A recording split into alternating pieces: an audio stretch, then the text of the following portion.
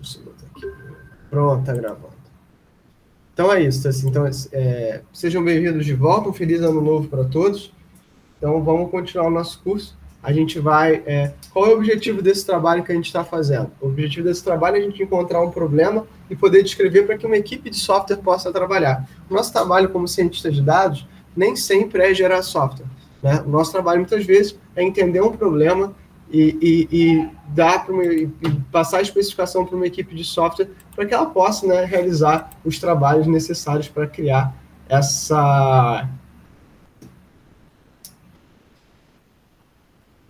uma solução, né? Então, por isso a gente está fazendo essa parceria com a galera de engenharia de software. Então, essas são coisas que a gente precisa ter bastante claro dentro da nossa cabeça. Então, o que a gente precisa ter, tipo assim, no problema? Né? Tipo assim, detalhes o suficiente para que qualquer equipe de software consiga descrever esse problema de maneira formal. Então, variáveis de entrada que vocês estão imaginando, questões de infraestrutura que vocês estão imaginando, problemas de decisão que vocês estão imaginando. Ah, mas isso a gente vai precisar gastar uma energia com isso. Vocês vão precisar gastar uma energia com isso, sim. Não é necessariamente trivial isso, né? Mas é importante, eu acho que é bastante relevante isso que a gente está fazendo, e acho que é um primeiro problema de vocês se debruçarem sobre um problema específico. Ah, Cláudio, vou usar só um sensor. Ok, você vai usar um tipo de unidade de sensoriamento.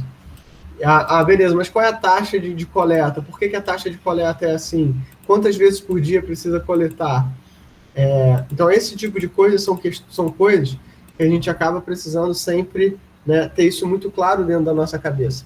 E isso é uma coisa que, às vezes, a gente não tem isso muito presente, né, muito no dia a dia.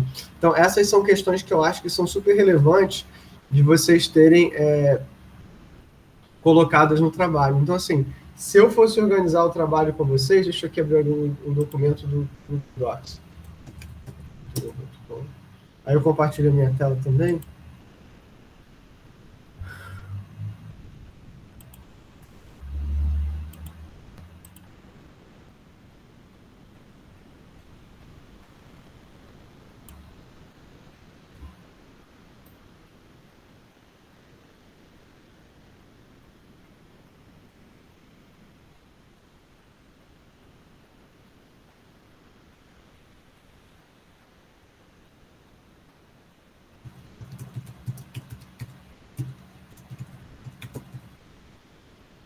Se eu fosse, né, colocar a estrutura, eu colocaria aqui, tipo, título, usando template, assim, sempre recomendo vocês usarem um template. Por que eu recomendo vocês utilizarem um template? Na verdade, eu não sei, acho que no trabalho especifiquei o template da SBC, não foi isso? Beleza. Então, por que eu escolho, eu sempre falo para usar um template? Para quem não conhece, a SBC é a Sociedade Brasileira de Computação.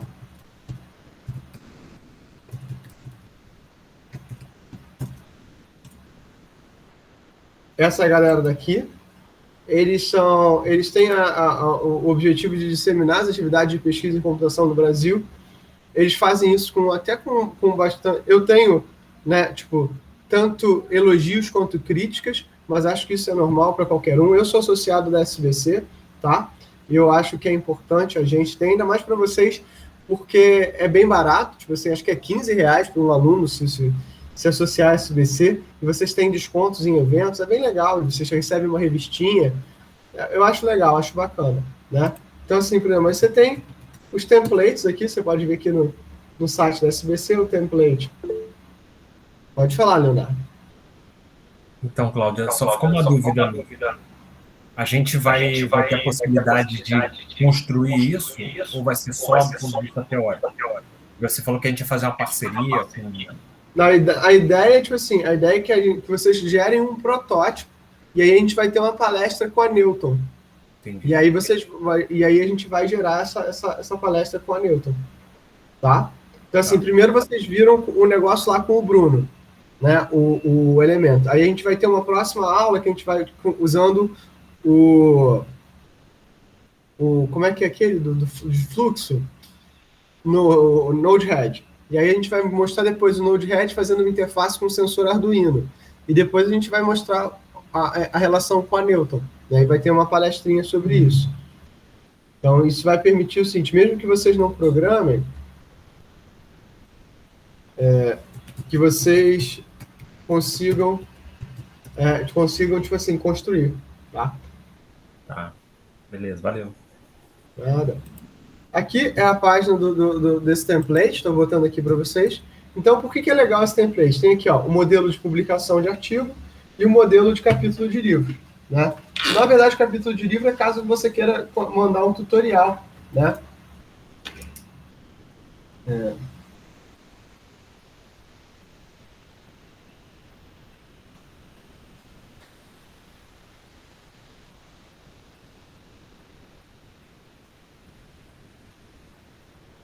Você queira mandar um tutorial para um capítulo de livro, para um USB qualquer, né? Tipo, um suporte baseado em rede de computadores, um SBES, né? O que a gente está interessado é nesse modelo aqui de publicação de artigo. E aí, cara, não tem mistério, porque aqui tem LaTeX, aqui tem DOC, aqui tem ODT. Né? Ou seja, se você usa o LaTeX, já tem aqui pronto, tem no Overleaf, que o Gabriel está colocando aqui. Se você quer usar o OpenOffice, tem modelo para OpenOffice. Se você quer usar para o Word, tem modelo para Word. Então, aqui está tudo pronto, não tem mistério associado. Então, né, título, autores, exatamente como está no template, escreve por cima, não inventa moda. Né? Um resumo e um abstract. Né? Minha dica aqui são resumos até 7 linhas. Mais do que 7 linhas é exceção.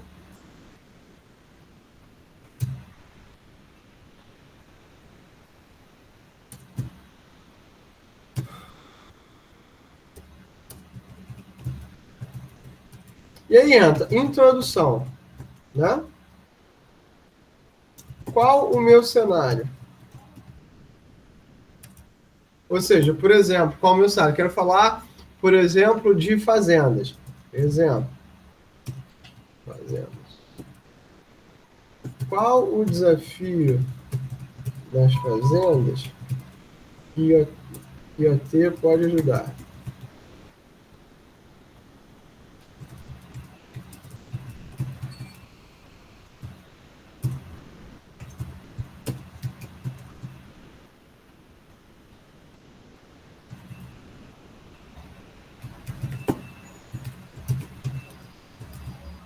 Precisão.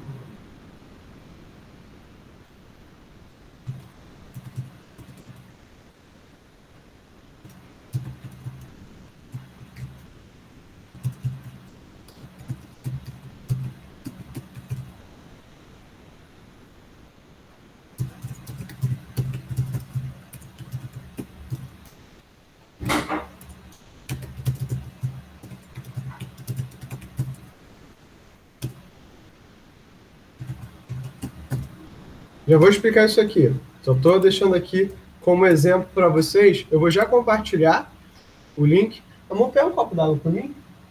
Obrigado, gente. Por favor.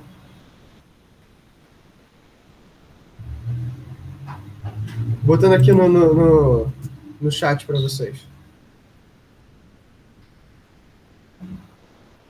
Então, assim, né? Então, o que o resumo diz? Ele diz para mim qual é o problema que eu estou tratando. Obrigado. Então, por exemplo, eu tenho um macro cenário onde eu vou aplicar IoT. Por exemplo, cenário de fazendas. Cláudio, por que você está falando de fazendas? Porque é um cenário que eu atuo bastante. Cláudio, você gosta de fazenda? Cara, eu acho que é um lugar onde tem muitos problemas, né? E eu gosto de problema, né? Então, é um cenário que eu tenho utilizado. Qual o desafio que o IoT pode ajudar? Por exemplo, agricultura de precisão, ou seja, irrigação, esse tipo de questão. Qual problema existe em IoT que está em aberto? Por exemplo, e aí estou dizendo diversos. Há culturas que precisam de esquemas de irrigação diferentes, esse sistema é caro e complexo para pequena propriedade, ou em pequenas propriedades. Foi mal, burrice mesmo.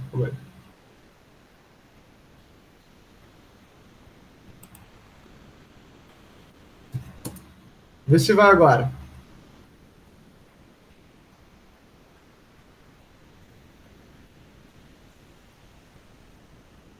Beleza. Né? Ou para pequenas propriedades, as culturas mudam muito, ainda as condições climáticas afetam a irrigação. Então, e aí, beleza. Qual seria a solução? Exemplo, usar IA para aprender sobre as condições do solo e controlar a irrigação automaticamente. Alguém já fez isso?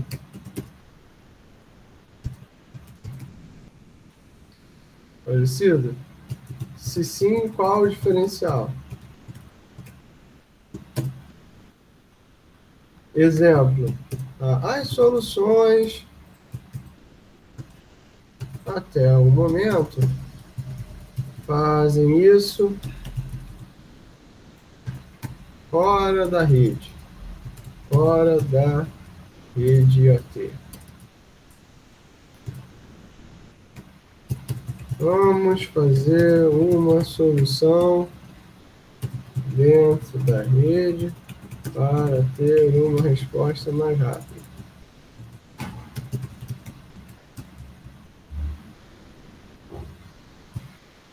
Gente, isso aqui não necessariamente é um exemplo totalmente real, tá? Mas, assim, é uma ideia, tipo... tipo assim, fictícia, tá? Então, o que você propõe? Exemplo, esse trabalho propõe uma arquitetura de gestão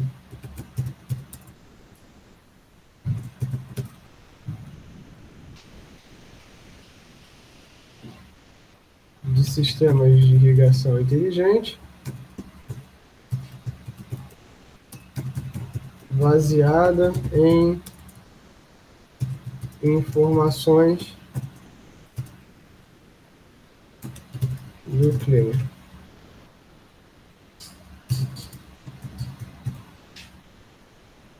Então, Bruno, essa é uma estrutura, né? Então, olha só, qual é o problema? Qual o desafio que o IoT resolve nesse problema? O que ainda está em aberto, né? Porque você pode ser que você não seja o primeiro, né, trabalho nessa direção, e é justo que não seja, né? Qual seria a solução, né? Usar IA para aprender sobre as condições do solo, por exemplo, podia ser qualquer outra coisa, podia ser que você tenha uma ideia muito inovadora. Você já olhou para a literatura para ver se alguém faz algo parecido? Se a resposta é sim, né, tipo assim, beleza, por que você não está usando essa solução? Qual é o shortcoming, né? Qual é o problema que essa solução ainda tem? O nego joga isso para fora da rede, eu quero uma resposta mais rápida.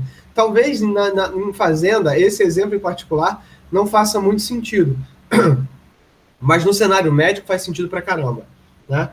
Beleza, se tem esse shortcoming, o que você propõe se tem essa limitação, o que você propõe para superar essa limitação? Eu proponho, então, fazer uma arquitetura que faz, toma essa decisão dentro da rede, né? Ninguém fez isso ainda, tá? E aí, né, então, tipo assim, beleza, uma vez que ninguém fez isso ainda, então eu estou propondo aqui fazer uma arquitetura de software que vai fazer esse elemento. E é só isso. É só isso. É só isso. Aí, o que eu, assim, lembra quando vocês fizeram vestibular? Eu sou de uma época que o vestibular não era Enem, né? Quem é mais clássico aí, digamos assim, tem uma estrada um pouco maior, vai lembrar que as provas de vestibular eram uma para cada universidade, né? Cada universidade tinha seu próprio formato de vestibular. Então isso era um pouco diferente. Então, a redação de vestibular tinha uma receita de bolo, né? Eram 5 parágrafos de 5 linhas, 3 frases por parágrafo, e você conseguia construir uma redação que tiraria uma nota de 7 para cima, que não tem muito mistério. E foi isso que a gente fez, né? Foi isso que a gente fez. Então, mesma coisa a introdução, não tem muito mistério. Você segue essa receita de bolo, resolve, responde essas perguntas e o resto é ajeitar o texto para que ele seja adequado. Logo em seguida, o que eu faria? Eu faria uma sessão aqui de trabalhos relacionados. Por que eu faria essa sessão de trabalhos relacionados? Primeiro, para olhar o que tem na literatura, olhar como as pessoas fazem, né? Então, o que eu olharia assim, quais os problemas parecidos na literatura, como as pessoas solucionaram, e no caso de vocês, como as pessoas prototiparam. É muito importante, né? Vocês vão ver alguns trabalhos na literatura que a galera ela só simula, né? Só simula. Entendo o seguinte, eu não tenho nada contra a simulação. Eu acho a simulação uma ferramenta super útil para problemas de larga escala. Mas no caso de IoT, eu estou preocupado muito com uma HQI chamado feasibility, né? Que eu não sei se tem uma tradução boa, eu pelo menos não vem à minha cabeça, se algum de vocês tiver, eu agradeço, mas feasibility é a capacidade que você tem de que a sua proposta ela seja feasible, ou seja, ela seja implementável no mundo real, ela seja implementável dentro da tecnologia corrente. Eu tive uma discussão muito séria com um pesquisador há uns 7 anos atrás. Não é necessariamente razoabilidade, não, mas é implementabilidade disso. Que o cara falava o seguinte, é muita besteira as pessoas ficarem se preocupando, porque os sensores daqui a 10 anos, eles vão ter muito poder de fogo. E é verdade, ele tem razão nesse aspecto, né? Mas os sensores daqui a 10 anos, eu não posso fazer pesquisa só para daqui a 10 anos, né? Então, assim, a minha discussão é o seguinte, daqui a 10 anos meus problemas são maiores. Ou, há 10 anos atrás, a gente falava em data fusion, mas a gente não falava em machine learning dentro do sensor porque não cabia. Hoje em dia a gente já fala em machine learning dentro do sensor, né? Mas mesmo assim é bastante limitado. Eu estou tentando comprar o kit do Arduino, para TinyML já faz um tempão e eu nunca consigo comprar porque está sempre esgotado. Então, esse tipo de questão que é muito, muito relevante. Ou seja, mais do que o que as pessoas fizeram, como elas prototiparam, né? Então, assim, quais os problemas parecidos, como as pessoas solucionaram, como elas prototiparam. Então, aqui, você deveria fazer um parágrafo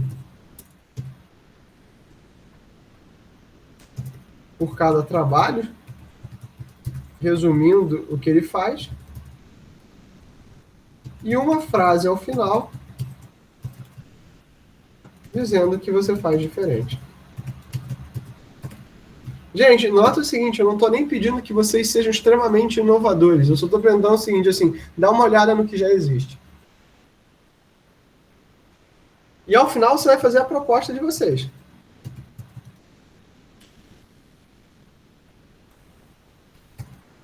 E aqui que vocês não precisam ser muito extensos, porque isso também é o que a galera, né, tipo assim, do GHT vai tentar ajudar vocês. O seguinte, olha, o que é o sistema? Eita, como é? O que eu coleto?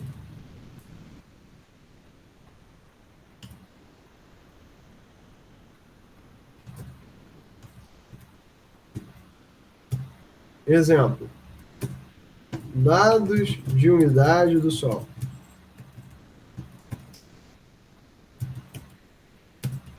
Duas vezes por dia.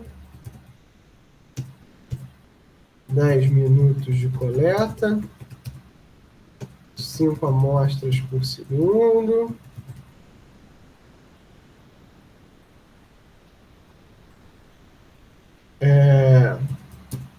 Precisa usar um filtro para limpar as amostras.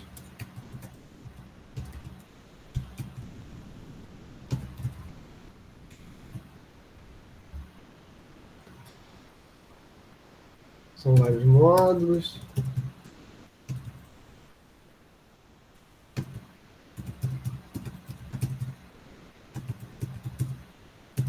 Tem decisão, comunicação,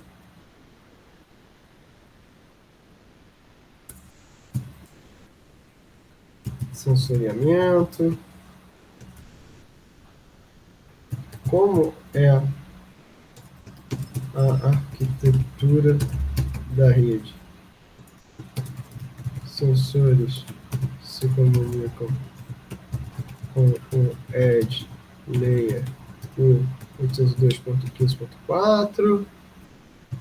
Esse se comunica para fora usando 3G. Um sistema web na nuvem faz análise de dados.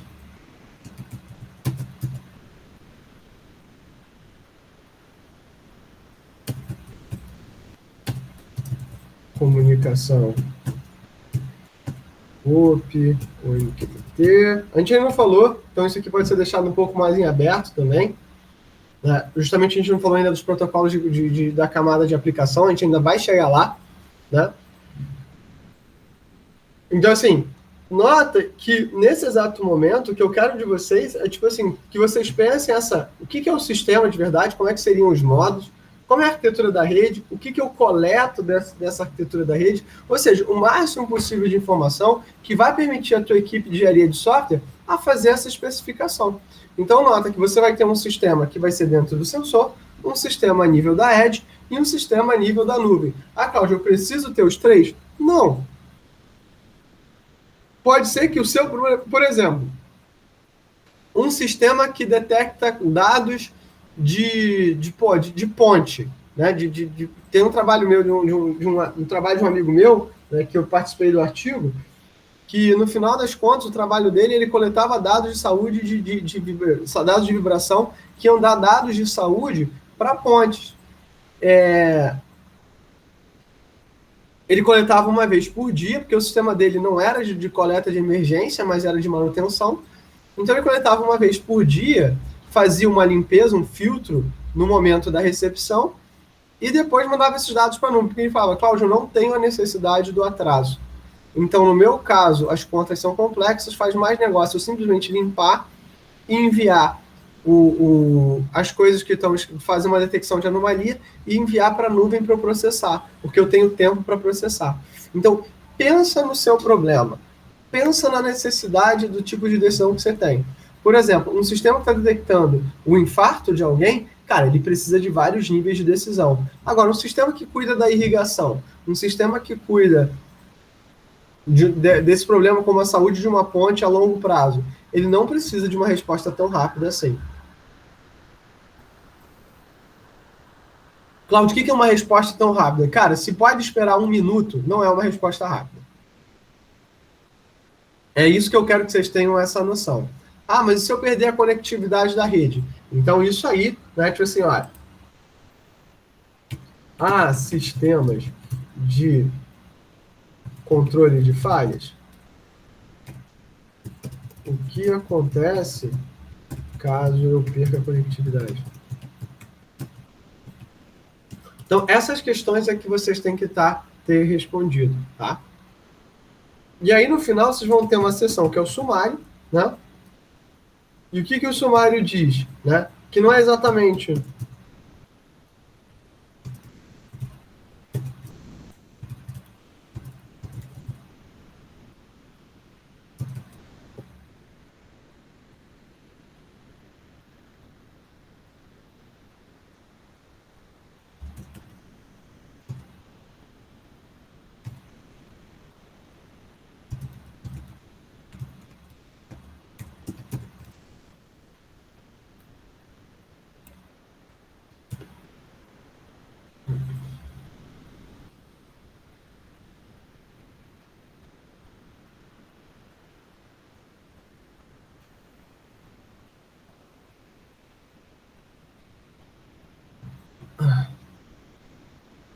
é um resumo do que foi apresentado até aqui e quais seriam os próximos passos.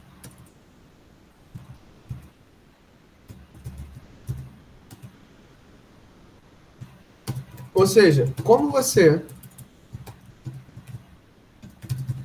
avaliar que o seu sistema funciona. Isso é uma coisa que a gente tem que discutir. A gente ainda vai discutir com mais profundidade essa parte do sumário, como é que você vai avaliar que o seu sistema funciona. Mas a dica inicial que eu dou para vocês é o seguinte: leiam os papers. E aí é um conselho, principalmente para vocês que estão começando o mestrado, o doutorado agora, ou que vão começar o mestrado, o doutorado. Eu já não sei se eu comentei isso com vocês, eu tenho uma métrica para saber se você está fazendo bem o teu trabalho de pesquisa. Uma métrica boa para você saber que você está vendo a literatura é o que eu chamo da métrica das 60 páginas por semana. Por que 60 páginas por semana? Porque 60 páginas por semana são, em dias úteis, 12 páginas por dia. 12 páginas por dia é um artigo por dia, por cada dia útil. Se você faz essas 60 páginas por semana, imaginando que você entrou, que você tem 24 meses, ou seja, você tem 104 semanas, só que dessas 104 semanas, na verdade, você vai tirar 3 meses aí, que é o final, onde você está escrevendo muito o teu texto, né? Então, dessas 104 semanas, digamos assim, que você tem umas 90 semanas, dessas 90 semanas, você tem 5 dias por semana, eu estou falando aí de ter lido uns 400 papers ao longo do teu mestrado. E você só vai aprender a escrever adequadamente, você só vai aprender a ver os experimentos adequadamente, como construir um argumento se você ler artigos e teses. Para você escrever um bom artigo, você tem que ler muitos artigos bons. Se você quer escrever uma boa tese, você tem que ler muitas teses boas. Então, você tem que ler bastante. Ah, Cláudio, de onde é que você tirou esse 60? É um número arbitrário, né? É só para vocês terem uma métrica, vocês conseguirem ver. Ah, Cláudio, eu consigo fazer uma tese sem ler muito? Consegue. É claro que consegue. Eu já vi gente que faz isso. Eu só acho que você perde qualidade, né? Então, leiam obsessivamente, né? Aproveita que vocês têm acesso ao Google Scholar, que de dentro do SIGA vocês têm acesso aos papers da I3E. Leiam muito, né? No mestrado e no doutorado. Leiam ao ponto de vocês serem os maiores especialistas no assunto de vocês, né? Uma coisa que é muito preocupante, assim... Cláudio. Diga. Uma pergunta. Nesse trabalho, né, nesse texto, né, eu tenho que descrever, por exemplo, os outcomes dos testes, porque eu entendo que a gente vai fazer uma parceria com o Cid. Vocês ainda não têm como saber. Desculpa, pode repetir, perdão, não entendi. Eu acho que vocês ainda não têm como saber os outcomes dos testes. Acho que isso ainda vai ser numa próxima. Agora, nesse momento, assim, vocês podem pensar o seguinte: olha, eu imagino que a gente vai avaliar isso, isso, isso, isso. Por exemplo, um sistema que está dentro de uma casa inteligente, eu acho que faz muito pouco sentido você avaliar, por exemplo, bateria. Mas pode ser que dentro de num sistema, por exemplo, que lida numa Body Sensor Network, uma rede sensor corporal, eu acho que faz uma baita de uma diferença. Entendeu?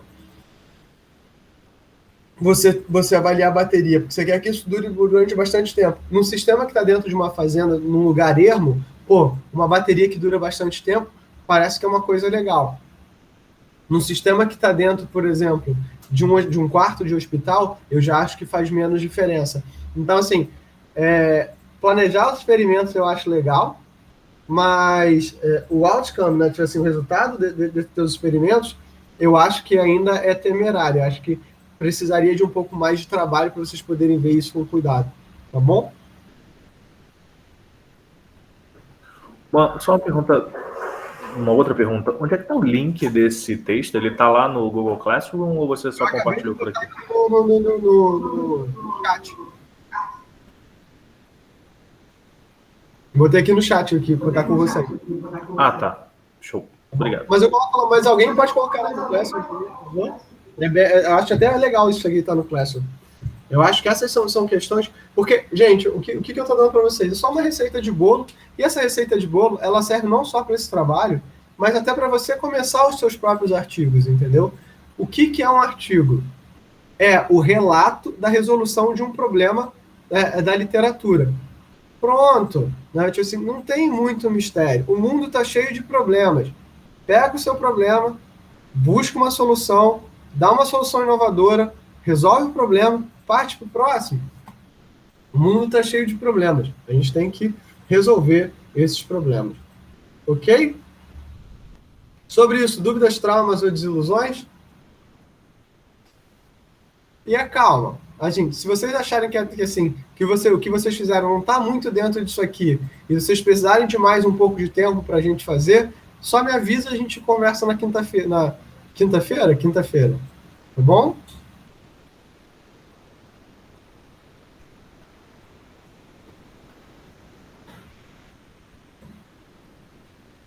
Ok, professor, obrigado. Beleza, então vamos lá. Então vamos aqui voltar. Faltou antes da gente acabar a camada de enlace, faltou a gente falou sobre Bluetooth, a gente falou sobre BLE, a gente falou sobre NFC, a gente falou sobre RFID, a gente falou, né, um bocadinho sobre o Zigbee, e aí faltou um padrão que eu não consegui falar, que eu quero falar hoje, antes de falar de indústria 4.0, que é o padrão para redes industriais, que é o 802.15.4E. Né? Eu falo porque se eu falasse E, eu seria paulista, eu não sou, né? Estou feliz sendo carioca. Então, na verdade, o 815.4E, ele vem, né, de uma derivação direta do Zigbee, né, do 802.15.4, né? Ele vem tentar atender uma demanda. Qual é essa demanda que ele está tentando trabalhar? Né? A gente sabe que as redes, né, IP, ou seja, as redes de dados tradicionais, as nossas redes, elas trabalham em modelos de melhor esforço. O que isso quer dizer? Você não tem garantias de entrega, você não tem garantias de banda, você não tem garantias de atraso.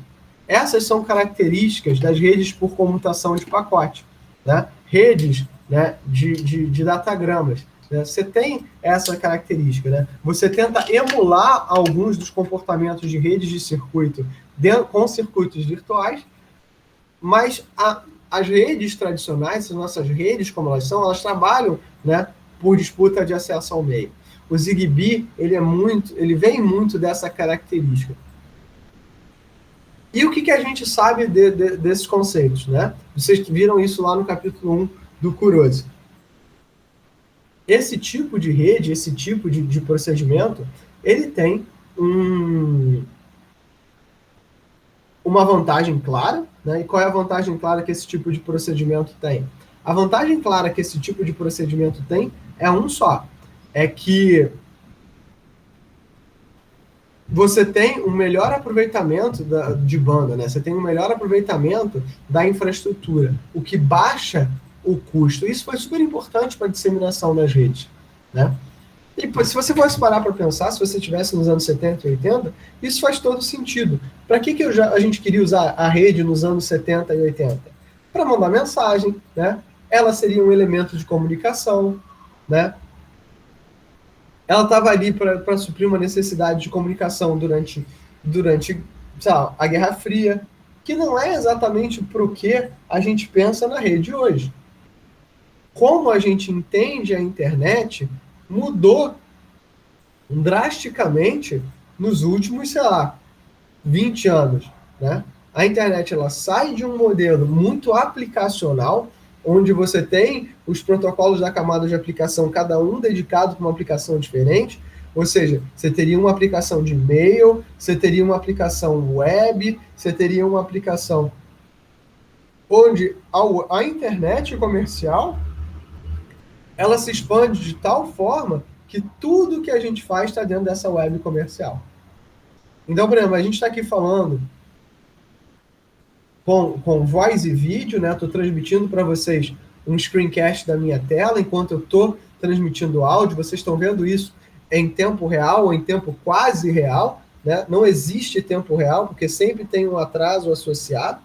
Então, até para a gente definir o que é tempo real, a gente tem que definir esse tempo real com base num atraso, né?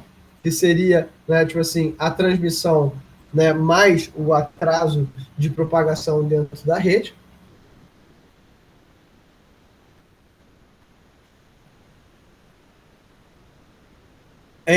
Mas isso, assim, qual é a desvantagem disso? Dependendo da infraestrutura que você tem, eu posso dar um lag, eu posso dar uma travada, né? Por exemplo, se algum de vocês estiver usando isso aqui através do 4G, do 5G em geral, isso é mais comum, né? Então, essas são coisas que acontecem. Essas são coisas que você tem que tem uma certa problemática. Só que quando você vai para cenários onde há uma necessidade de garantias, há uma necessidade de sincronicidade, há uma necessidade, né, de realmente, né, de dar uma resposta correta, essa infraestrutura não é o suficiente. Então, surgiram na literatura, né, aplicações muito amplas desse cenário, surgiram várias formas de você tentar emular dentro dessas redes de multiplexação estatística formas de se comportar, de se comportar que geram, né? Inclusive, eu acho que deu um lag aí para vocês agora, eu estava vendo aqui, a minha rede estava com uns probleminhas. Então, assim, surgiram mecanismos para gerar esse comportamento dentro da minha infraestrutura de comunicação que vão, né, resolver o meu problema. Né? Entre esses, né, a nível das redes IoT, você tem o 802.15.4.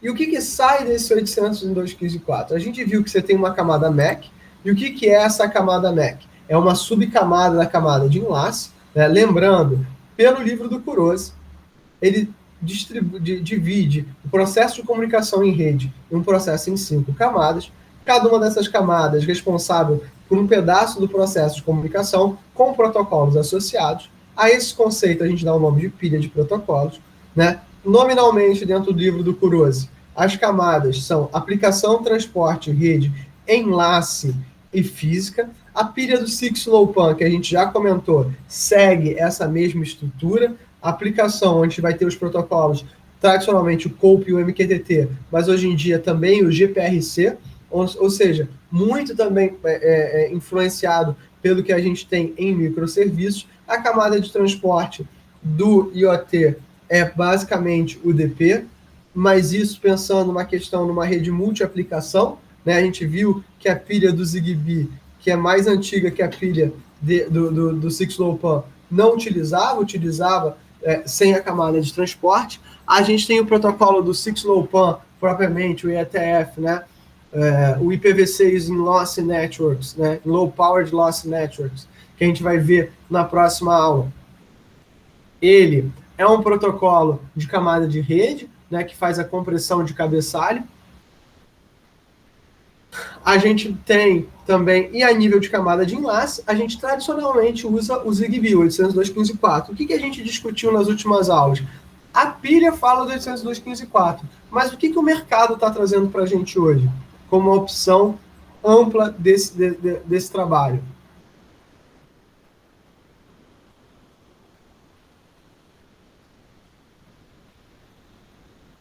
Silêncio constrangedor, silêncio constrangedor. O que o mercado está trazendo para a gente como protocolo da camada de enlace, ao invés do Zigbee? É o BLE, né? O BLE que a gente mencionou, eu fiz a apresentação do BLE para vocês, não fiz? Eu sei que eu apresentei o Bluetooth e depois eu fiz... Então, o BLE tem sido, e a gente tem visto vários sensores desses comerciais que eles vêm com BLE. O ESP32, o Arduino Nano Sense 33 BLE, que já vem com o nome, né? BLE Sense. Então, esses sensores estão vindo com o Bluetooth. Por quê?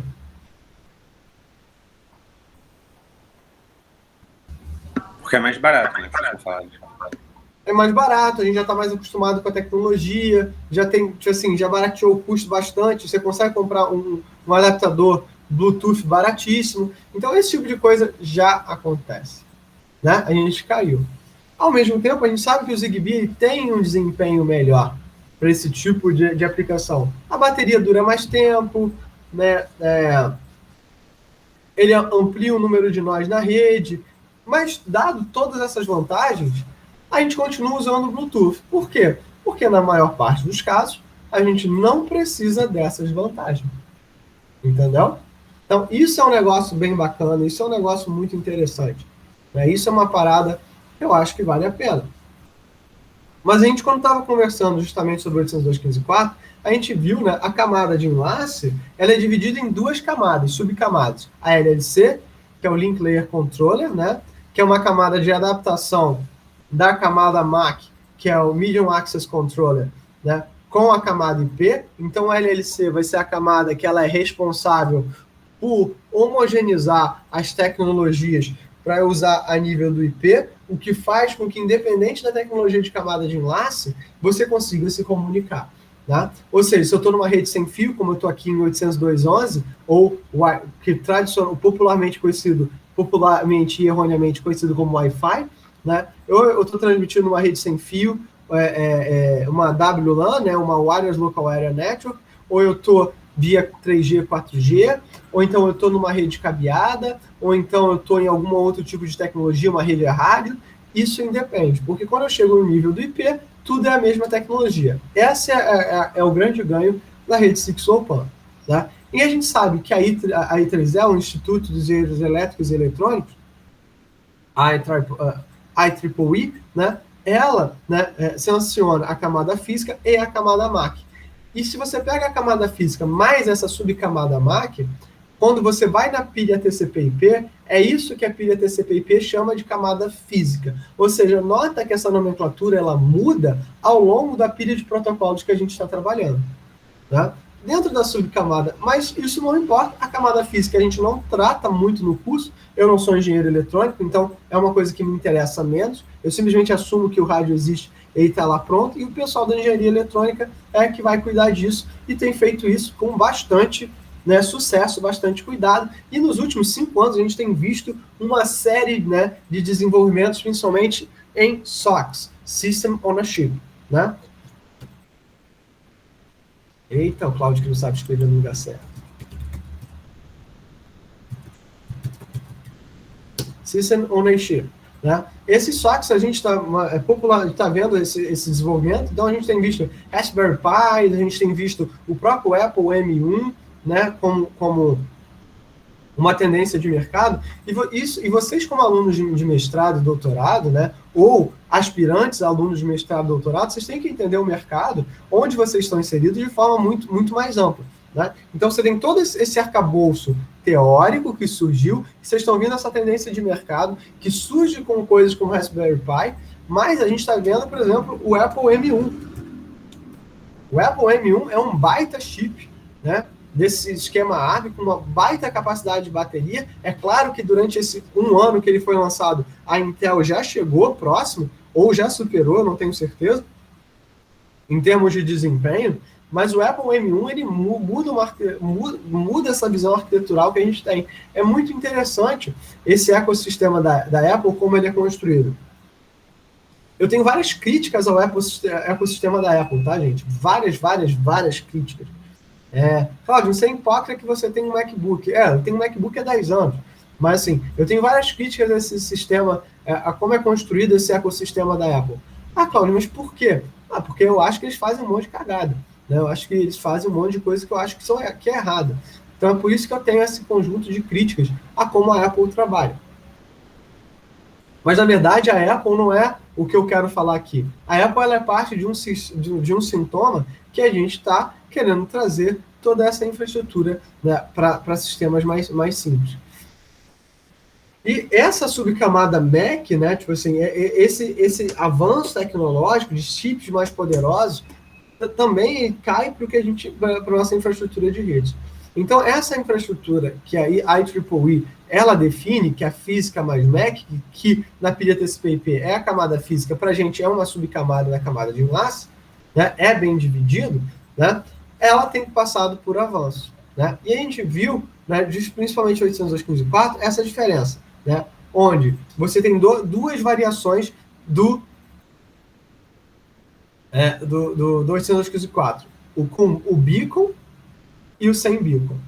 O cara que tem beacon, qual é o papel do beacon? O beacon é uma mensagem especial, é um pacote especial, que ele tem N funções dentro de rede sem fio. Se vocês forem ver os vídeos do curso de rede sem fio que estão lá no canal, né, vocês vão ver que eu brinco quando eu falo do 802.11, que tem, né, bastante funções para o beacon, e que o beacon é um coringa, mas originalmente no 802.11, o beacon ele foi pensado como um pacote de sincronização. E você só pode fazer slotted, ou seja, você só pode dividir o teu intervalo de transmissão em fatias de tempo física se você tiver sincronizado. Você só pode dividir o seu tempo em fatias de tempo fixas se todo mundo entender o tempo da mesma forma. Existem diversos algoritmos de sincronização, né? Diversos algoritmos na literatura, né? E é um problema ainda super em aberto. Por mais que a gente já use coisas, sempre tem um erro ou outro, né? A gente tem NTPs, Network Time Protocol, né? Que é o que a gente usa nos nossos celulares para garantir que todo mundo está com o mesmo horário, né? E aí eu faço a pergunta para vocês: todo mundo está com o mesmo horário? Qual é o horário que está no celular de vocês agora? Aqui no meu celular está 10h59, nesse exato momento.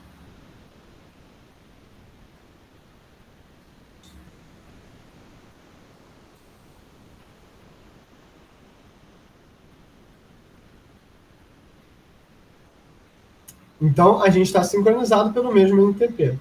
Então, essas são questões que elas são muito, muito, muito interessantes, muito, muito, muito relevantes, e que a gente precisa ter isso super bem definido, tá? Aí, quando você vai para essa estrutura que tem o beacon, como é o caso 802.15.4, né, você tem baseado em contenção, ou seja, onde, né, eu vou ter disputa de acesso ao meio, dentro desses intervalos pré-fixados, que é esse slot de CSMA-CA, e disputa de acesso ao meio não é uma coisa negativa, ela só não é previsível, né? Porque tem aquela estrutura do back-off exponencial binário, de você buscar o acesso ao meio para ver se ele está livre. A gente sabe que o meio sem fio, ele só consegue ser full duplex se eu tiver mais de uma antena. Todas essas são pequenas coisas que a gente já discutiu. Ah, Cláudio, você está falando, são várias coisas que eu sei que você falou, mas agora que está tudo junto, eu estou dando uma embananada na minha cabeça. Eu falei, cara, é normal, isso precisa de uma reflexão. Então aqui, eu vou dividir a mistura de beacon em dois elementos, né? Que é o elemento de superframe, onde eu vou ter o período livre de contenção, onde, né, o líder de cluster é que vai dividir isso de forma muito parecida com o que o mestre faz no Bluetooth, né? E um período baseado em contenção. Período baseado em contenção é o período baseado em disputa de acesso ao meio. Então você tem o superframe, ele inicia com o mestre mandando o beacon para não só sincronizar, mas para alertar o início desse superframe, segue um período, né, de reserva, onde o mestre faz aquele poleamento de forma muito parecida com o Bluetooth, né, e segue um período livre de contenção. Na grande verdade, essa estrutura dividida com superframe, ela vem diretamente do 802.11. É exatamente dessa forma que o 802.11 funciona, né? Onde eu tenho a figura do AP, do Access Point, fazendo esse mesmo papel do mestre. Então, notem, né? Por que a gente estuda tantos protocolos e a estrutura histórica desses protocolos? Porque a maior parte dos mecanismos que a gente tem hoje, eles, na verdade, já funcionam há mais de 20 anos. O 802.11 é de 99, ou seja, ele faz 23 anos esse ano, né? Alguém aqui é de 99?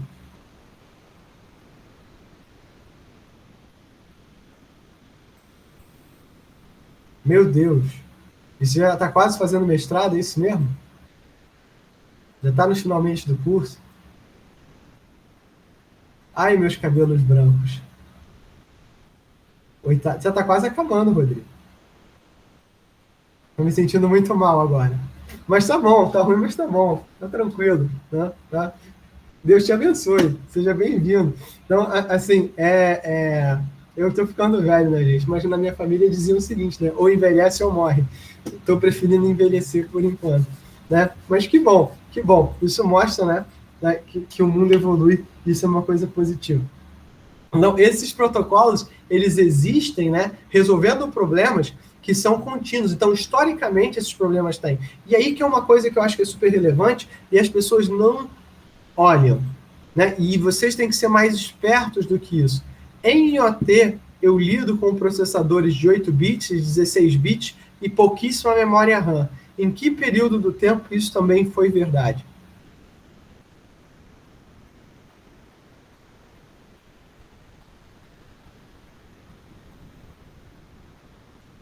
Na verdade, Rodrigo, anos 80, né? O começo da computação pessoal, os computadores eles tinham uma estrutura muito parecida com o que tinha, com o que tem os sensores hoje, né? Então eu costumava brincar, eu tive o meu orientador de mestrado, né? Ele fez o doutorado dele no começo dos anos 80, e ele falava, né, do que os computadores que eles tinham na época, né? Inclusive os computadores pessoais, tinham pouquíssima memória, às vezes até tipo assim, quando tinha 1 mega de memória RAM, o nego falava, meu Deus, 1 mega de memória RAM, é uma máquina absurda, né? E eu ficava sacaneando ele, né? Tipo, que, pô, escreveu a tese de doutorado numa máquina de escrever, ele me dava os esporros, era engraçado isso. Então, assim, mas mostra o quanto... Então, assim, várias das soluções que a gente pode aplicar hoje em IoT do ponto de vista computacional, é só olhar para os anos 70 e 80. O que a galera fazia? Né? Porque, tipo assim, os estudos, né, já estavam lá. As pessoas já estavam estudando. Como é que a galera fazia? Como é que a galera implementava? Então, se você vai nesses papers dessa época, você vai ver código em assembly, você vai ver código em C, coisa que a galera já fazia, aproveitando cada um dos bits, que às vezes no cenário de IoT isso é muito precioso. Né? Ah, Cláudio, mas você está usando Tiny Machine Learning, eu vi lá no livro que você recomendou, no Tiny ML Book, que a galera começa fazendo isso em Python e gera a imagem. Mas até para você gerar essa imagem de forma adequada, você precisa ter essa infraestrutura direitinho. Tá? E por que eu quero chegar nesse ponto? Porque, na verdade, aqui essa infraestrutura, né, do período, né, livre de contenção, no período de disputa de acesso ao meio e o período livre de contenção, né, que é o Guaranteed Time Slot, período reservado, eu tenho essa infraestrutura aqui, né? E quais são os problemas, então, que surgem nessa infraestrutura? Bem, se eu posso deployar, eu ainda posso dar uma garantia e depois ter a disputa de acesso ao meio. Ainda assim, eu tenho pouca confiabilidade da camada MAC. Eu sei que a camada MAC, das redes sem fio, ela é muito limitada. A gente viu quando a gente discutiu o problema das redes sem fio numa escala maior, né? A gente viu que a camada MAC, ela tem problemas. Ela não é confiável, né? Ela é muito suscetível a distúrbios do meio físico, ela é muito suscetível à infraestrutura, que até para a gente ter um pouquinho mais de confiabilidade, a gente usa o FHSS da SS, ou seja, os saltos de frequência. É claro que hoje em dia a gente usa OFDM, Orthogonal Frequency Division Multiplexing, para fazer esse tipo de coisa, né? O atraso não tem limitação, né? A gente tem uma garantia de melhor esforço, mas essa garantia de melhor esforço quer dizer o seguinte, eu vou fazer o melhor que der, mas eu não tenho como te garantir nada, eu não tenho garantia de banda, né? A não ser que eu use o Guaranteed Time Slot, mas mesmo assim é limitado a 7 slots, e eu não tenho uma padronização do salto de frequência, cada tecnologia faz o que quer e cada rede faz o que quer. No Bluetooth isso faz sentido, por quê? Porque quando eu divido uma rede Bluetooth, eu não posso ser um cara que é mestre em 2 redes.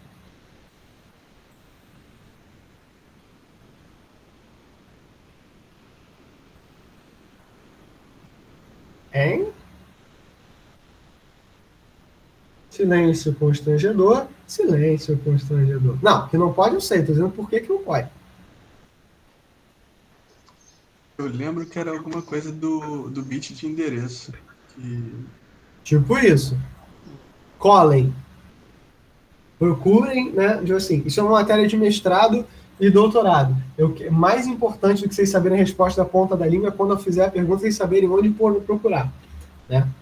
Por que um mestre, um determinado nó Bluetooth, ele não pode ser mestre em 2 redes ao mesmo tempo dentro de uma scaternet?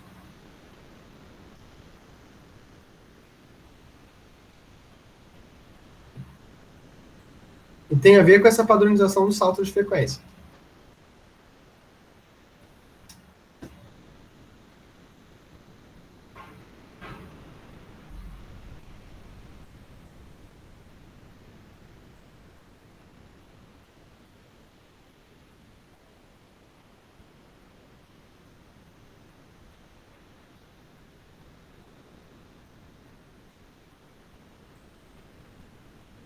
Hein?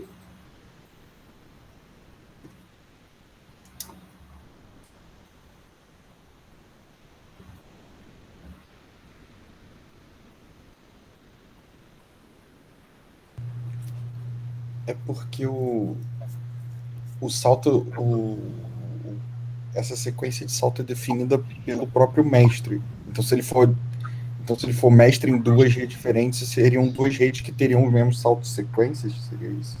Exato, perfeitamente. Mas quais são as características do mestre que vão dar esse salto de frequência?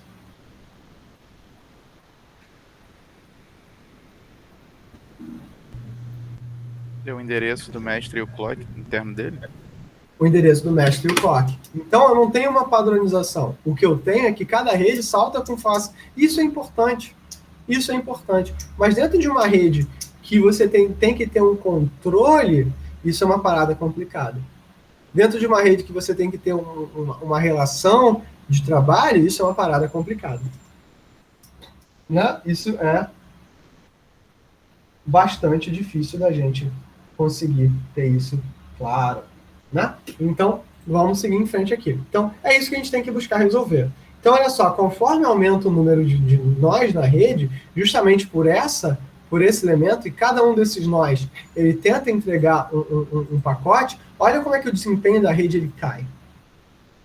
Então, quanto menos, aí não adianta você dizer que o Zigbee também ele aceita muitos nós, porque se esses nós estão muito próximos e trocando dados, se a taxa de entrega ela vai decrescendo até próximo de 50%, até próximo de 20%, cara, na prática você está jogando banda no lixo, né? Então, olha que coisa interessante. Ah, Cláudio, mas isso acontece só com o Zigbee.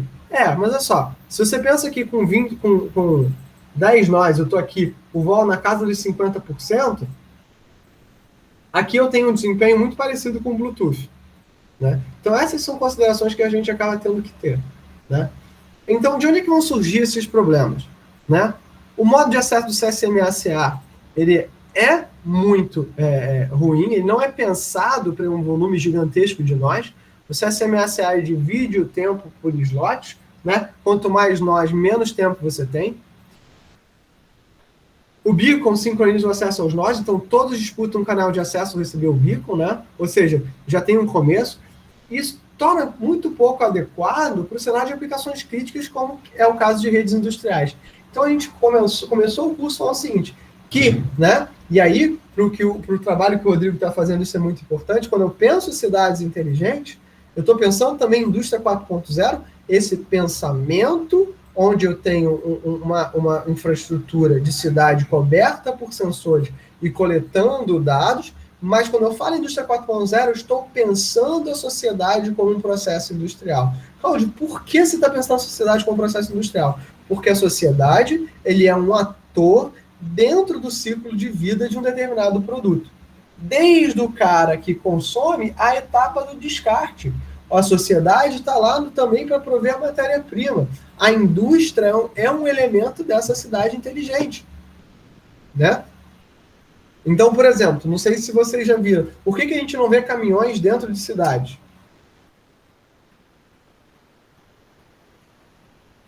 A gente só vê caminhão lá na Avenida Brasil, por exemplo.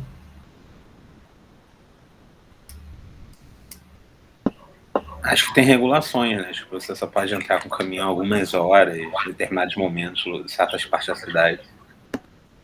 Exatamente. Assim, você tem regulações, porque geraria problemas com o trânsito, tornando o trânsito ineficiente. Os caminhões são veículos mais lentos, eles precisam de mais espaço, então eles não podem ficar circulando por aí. Né? São veículos que geram um desgaste na infraestrutura, na malha, né, de rodoviária grande, né? São veículos pesados. Então, todas essas são discussões que têm que ser feitas. Então, tudo isso faz parte do planejamento urbano. Esse planejamento urbano, que ele é feito com dados, né? Entendo, século XXI, o planejamento ele é feito com dados. Não tem como a gente voltar a, tipo assim, o que eu chamo de planejamento artesanal que a gente tinha no século, sei lá, século XIX. Esse planejamento artesanal que a gente estava tendo anos atrás. Isso não é factível. Isso não é bom o bastante. Né? Isso não é bom o bastante. A gente sabe disso, a gente viu isso. Isso não é o suficiente para a gente. Existem padrões para redes. Então, assim, quando você chega nessa questão de redes industriais, essas redes elas têm demandas muito críticas que a perda e que o desempenho elas são relevantes. Existem diversos padrões que lidam, e essas são redes de circuito. São modelos como Wireless HART, ou ISA 100.10a, o Modbus e o modelo Profibus. São modelos que trabalham com essas questões. E aí, em 2012, surge o I3E-802.15.4e MAC. Ou seja, 2012, ou seja, é um dos protocolos mais novos que eu estou trazendo para vocês. Ele vem, é claro que tem melhorias sobre ele, tá? Mas ele vem, é um protocolo com menos de 10 anos, lembrando, o 802.11, ele é de 99, estou falando de protocolo de 2012. 2012, por exemplo, eu já estava fazendo doutorado. Então, é uma extensão da proposta do ZigBee, né, com melhor suporte para redes industriais. Né? E como é que ele consegue isso? Ele faz modelos de comportamento para aplicações específicas. E onde é que a gente viu isso? Modelos de comportamento para aplicações específicas. Ou modelos de perfil. Qual protocolo tinha isso?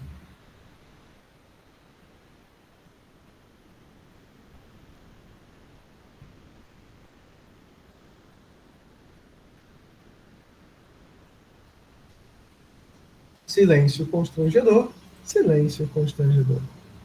Inventem uma resposta. Não falei tantos protocolos assim que vocês não possam chutar.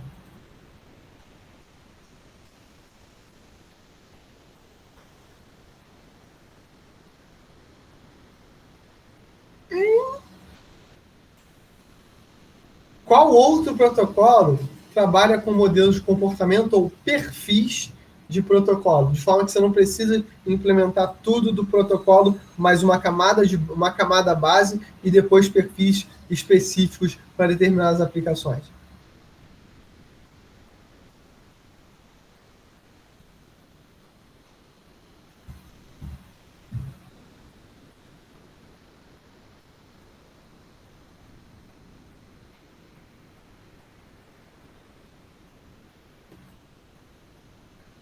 Não. É o Bluetooth. O Bluetooth trabalha dessa forma. O Bluetooth tem um perfil de headset, ele tem um perfil de modem, ele tem um perfil base, né? Mas depois ele tem outros perfis, de forma que você não precisa implementar tudo, né? E vai ter melhorias no comportamento geral, e todas essas ideias são retiradas dos padrões de redes industriais, o Wireless HART e o ISA 100.11a.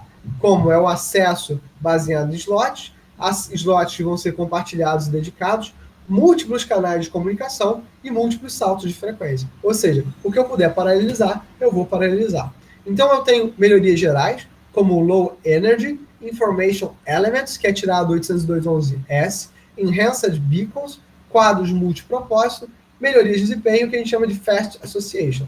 Né? Eu vou ter vários modos de comportamento, o Radio Frequency Identification Blink, Asynchronous Multi-Channel Adaptation, Deterministic Synchronous Multi-Channel Extension, Low Latency Deterministic Network e o Time Slotted Channel Hopping. E o que a gente chama de hoje de pilha de redes industriais é a pilha do 6-Tish.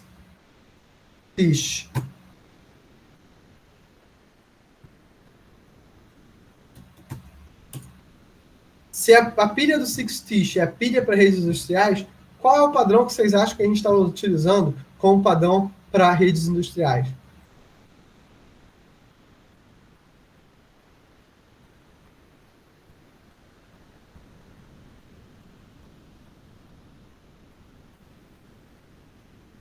É o TISH, né? O Time Slotted Channel Hopping. Né? Então, a gente tem trabalhado com o TSCH.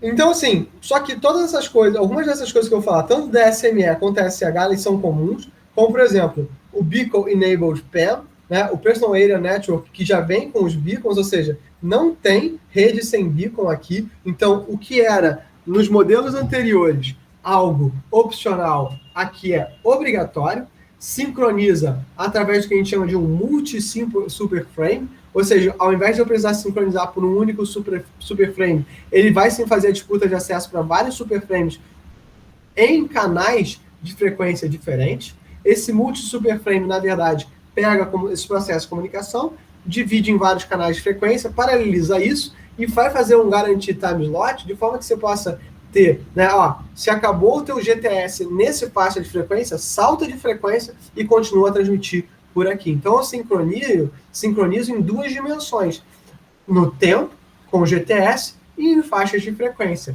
E isso, né, vai estender a operação para múltiplos canais. Então, um par de dispositivos, ele acorda em um GTS reservado para troca de dados e um LAC. Ou seja, ao invés de eu disputar acesso ao meio, esperar a minha vez, mandar para o líder de cluster, eu vou acordar para um GTS reservado para mim para transmitir. Então, eu não disputo acesso ao meio. Eu só acordo quando eu já tenho um GTS reservado. Então, o LLDN, ele vai ter como alvo, né, fábricas e processos de automação, e ele vai influenciar muito o TIS, né, com atrasos baixos, bem determinados. Então, tudo isso aqui do DSME eu vou carregar para frente. O LLDN pensa em redes pequenas, porque ele opera na topologia estrela, usa um superframe baseado no slot de tempo, com grupos de AX, e ele vai ter dois tipos de time slots, os dedicados, né, ou seja, para o GTS, e o compartilhado usando contenção. E aí vem o TIS. O TIS vai combinar esse time slot, ou seja, essa divisão síncrona no tempo, com a comunicação por múltiplos canais de salto de frequência que a gente viu lá no DSME. Ou seja, eu tenho acesso time slot, predito e com atraso controlado e com uma banda garantida, só que comunicação por múltiplos canais. É como se eu pegasse o que eu estou fazendo, né, no time slot de 802.15.4 e dividindo. Meu amigo, você não vai fazer isso só no múltiplo salto de frequência, não. Você vai ter vários saltos de frequência transmitindo simultaneamente. E esses saltos de frequência vão mitigar a interferência e o fading, né? Aquela questão do sinal se diluir ao longo da distância, e vai aumentar a confiabilidade, porque eu vou estar sempre precisando fazer o meu reforço de sinal. Então aqui eu tenho um time slot, né? Aqui os slot frames divididos, só que a gente consegue ver pela cor, só que esses caras estão divididos em faixas de frequência diferentes. Ou seja, eu não estou disputando o acesso ao meio na minha faixa de frequência com todos os nós ao mesmo tempo. Aí eu tenho a confiabilidade, eu tenho GTS garantidos, eu acordo no GTS fixo em diferentes faixas de frequência sem disputar acesso ao meio. Então, aquele ganho de performance que eu já tinha tendo, eu vou ter a mais. Agora, a pergunta que eu faço para vocês, e que deveria ser razoável: Cláudio, se isso é tão bom, por que eu não estou usando isso para tudo?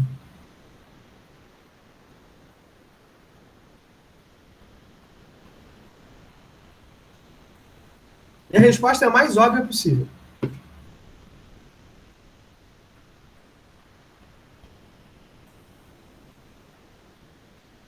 É caro. Eu preciso de mais de uma antena, eu preciso de memória, eu preciso de banda, coisas que são caras, principalmente nesse negócio. A translação de frequência, ela é dada de forma determinística, né? Onde a SN é o número de slots que ocorreram desde que a rede foi implantada, NCH é o número de canais que eu estou usando, né? E F é uma lookup table, contendo conjunto de canais disponíveis, e CH-OFF é uma função, né, específica definida no padrão. Então, na verdade, o que eu tenho é uma translação de frequência fixa para qualquer dispositivo que entre. Então, em vez do dispositivo precisar ficar saltando frequência para procurar, ele olha a lookup table. Porque essa informação vai estar dada junto com o beacon. Ou seja, não tem mistério, né? Ah, Cláudio, isso quer dizer que ele é muito preditível. Mais ou menos, ele só vai ser previsível para o cara que entrou na rede. E aí eu consigo olhar para essa minha função de translação com certa frequência, para eu saber para onde eu tenho que saltar. Então não tem um mistério associado, é bem fácil eu trabalhar isso.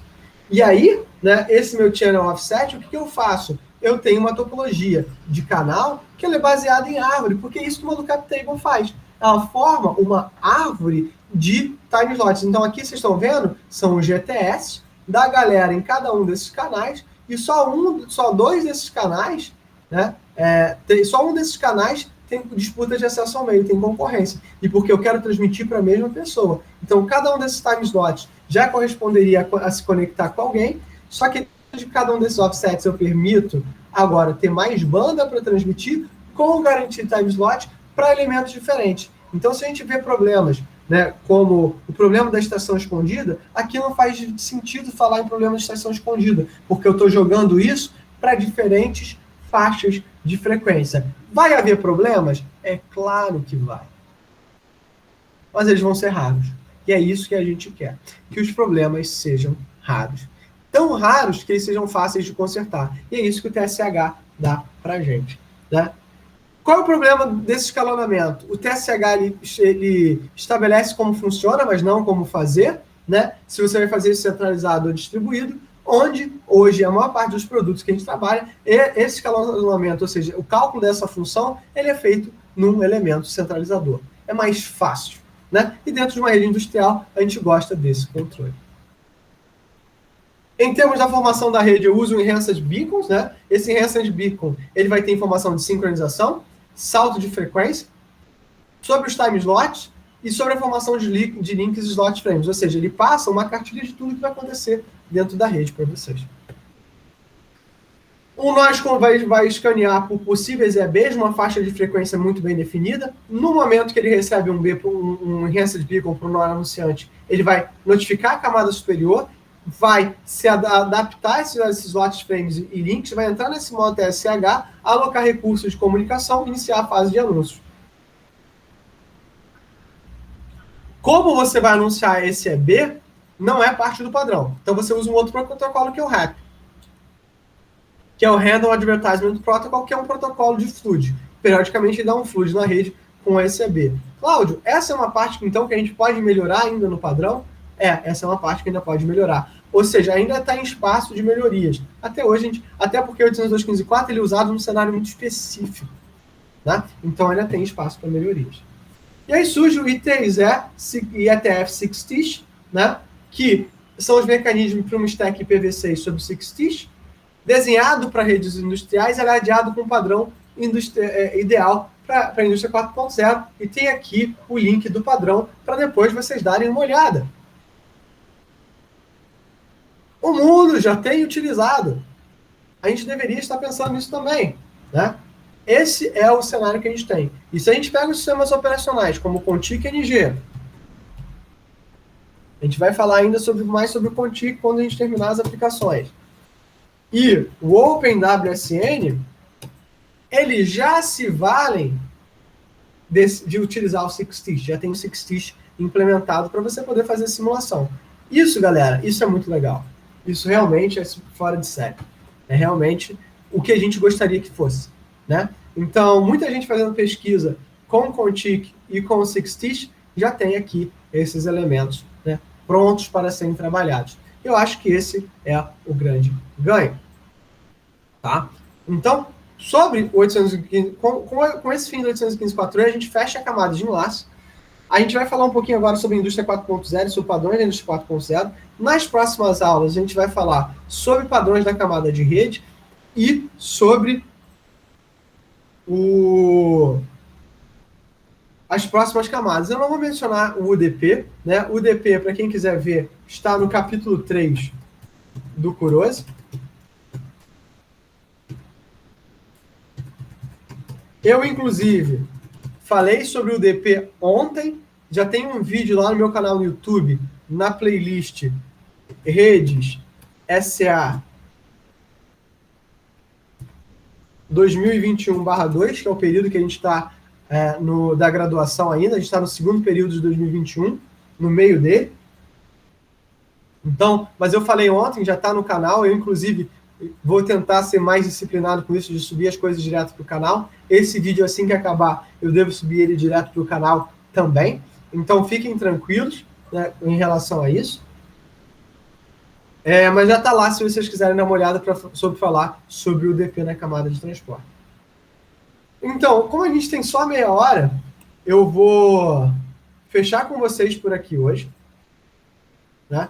Depois a gente deve falar sobre a indústria 4.0, né? Falar sobre esse padrão que é o RAMI, que é o Reference Architectural Model for Industry 4.0, né? Falar um pouquinho sobre como é que esse RAMI ele funciona. Ele é um padrão realmente, né, de como a indústria está. Então a gente vai falar, a aula que vem vai ser só sobre esse padrão, para a gente discutir essas coisas aqui com vocês. Vai ser uma aula um pouco intensa, então vale um pouquinho a gente discutir essas coisas e ter um pouquinho de tempo, né? E até para vocês também pegarem agora essas coisas que eu falei, repensarem no trabalho. Pode ser que algum de vocês tenha interesse em aplicações para a área de indústria 4.0, tá? Gente, então é isso. Mais uma vez, muito obrigado pela presença. Mais uma vez, muito obrigado pela atenção. Espero que vocês estejam se divertindo ou minimamente aprendendo alguma coisa interessante, né?